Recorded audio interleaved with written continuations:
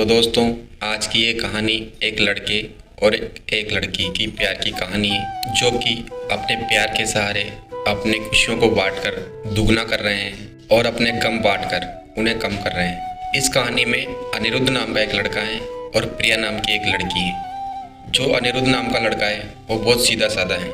अनिरुद्ध के लिए उसका परिवार ही सब कुछ है और वो अपने परिवार के लिए कुछ भी कर सकता है। अनिरुद्ध दिन रात पढ़ाई करता है और पढ़ाई के साथ साथ वो काम भी करता है, जिससे वो कुछ पैसे इकट्ठे कर सके। अनिरुद्ध दिन रात पढ़ाई करता, मेहनत करता, क्योंकि वो एक बड़ा आदमी बनना चाहता था। वो अपने परिवार का नाम रोशन करना चाहता था। अनिरुद्ध की बस एक ही ख्वाहिश थी कि वो अपने माता पिता को वो खुशी दे सके जिसके वो हकदार हैं। अनिरुद्ध इंजीनियरिंग करता है और साथ ही वो पार्ट टाइम जॉब भी करता है। वो बहुत बड़ा आदमी बनना चाहता है, अपने जीवन में सक्सेस प्राप्त करना चाहता है, जिससे उसके परिवार को आने वाले वक्त में किसी मुसीबत का सामना ना करना पड़े। अनिरुद्ध रोज की तरह ऑफिस जा रहा था। अब होता क्या है कि अनिरुद्ध के ऑफिस में एक लड़की की न्यू ज्वाइनिंग होती, जिसका नाम था प्रिया। अनिरुद्ध को प्रिया को देखते ही पहली नज़र का प्यार हो जाता है।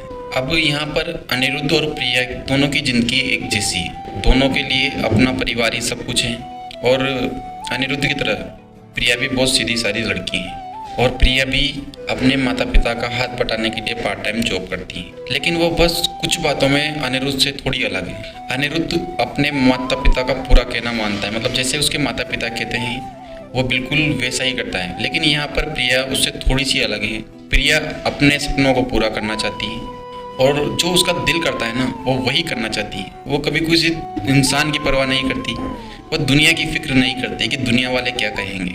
लेकिन उसके परिवार की सोच उसके आड़े आ गई, इसलिए वो अपने सपनों को खुलकर नहीं जी पा रही थी। उसके मन में लेकिन अभी तक आशा जगी हुई थी।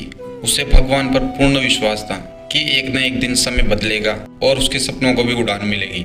अब प्रिया को ऑफिस में देखते अनिरुद्ध उसे अपना दिल दे बैठता है और दोनों में दोस्ती हो जाती है। प्रिया को अनिरुद्ध का स्वभाव अच्छा लगने लगा और अनिरुद्ध भी प्रिया की हर छोटे बड़े कामों में मदद करने लगता। वह उसे हर छोटी बड़ी बात समझाता और उसका पूरी तरह से ख्याल रखता। उससे पूछता कि तुमने खाना खाया या नहीं खाया, उसका हर तरीके से ख्याल रखता। धीरे धीरे प्रिया भी अनिरुद्ध को पसंद करने लगी। अब एक दिन क्या होता है कि अनिरुद्ध प्रिया से अपने प्यार का इजहार कर देता है और प्रिया भी उससे हाँ कर देती है, क्योंकि प्रिया को भी प्यार चाहिए था।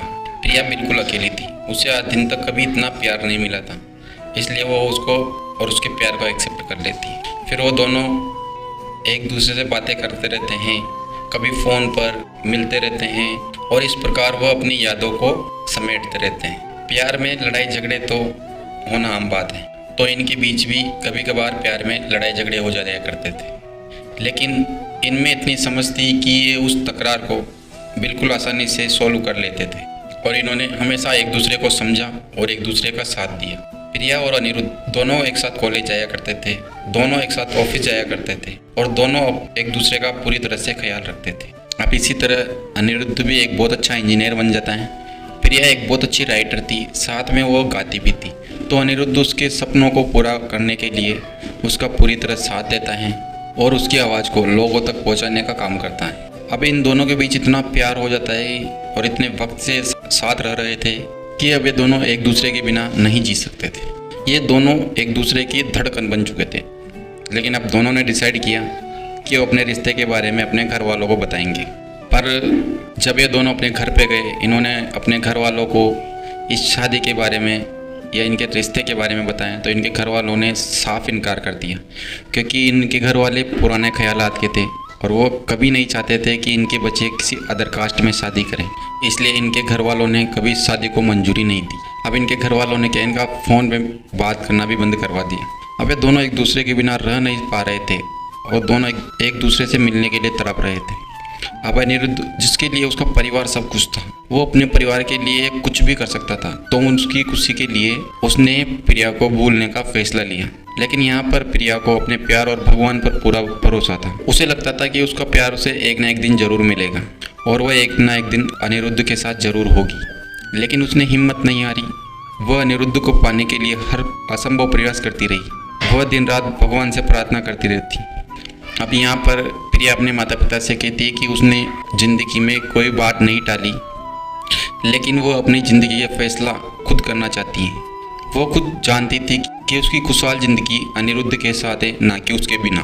प्रिया अकेले ही अपने प्यार के लिए लड़ी और उसे अपने भगवान पर भरोसा था कि एक न एक दिन उसके घर वाले इस शादी के लिए जरूर मान जाएंगे और सारे गिले शिकवे नाराजगी दूर हो जाएगी। और हुआ भी कुछ ऐसा ही। आखिर में सच्चे प्यार की ही जीत हुई और किसी तरह अनिरुद्ध को भी प्रिया ने मना लिया और उन दोनों के प्यार को देखकर उनके घर वाले भी इस रिश्ते के लिए राजी हो गए।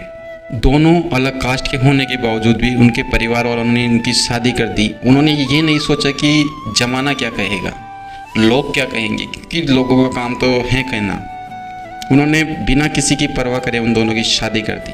अनिरुद्ध और प्रिया को किसी चीज़ की परवाह नहीं थी। वो दोनों ये चीज़ समझ चुके थे कि उनके लिए प्यार से बड़ा और कुछ नहीं है। वो अपने प्यार के दम पर सब कुछ कर सकते हैं, हर किसी परेशानी से लड़ सकते हैं। इस प्रकार इस कहानी का यहीं पर ही द एंड होता है। इस कहानी में एक ट्विस्ट छिपा होता है कि आज के ज़माने में भी लोग जात पात इन सब को देखते हैं और ऊंच नीच को मानते हैं, लेकिन इस कहानी में हमें अनिरुद्ध और प्रिया के प्यार को देखने के बाद ये पूरी तरह से समझ लेना चाहिए कि प्यार से बड़ा कुछ नहीं है और प्यार का कोई धर्म नहीं होता।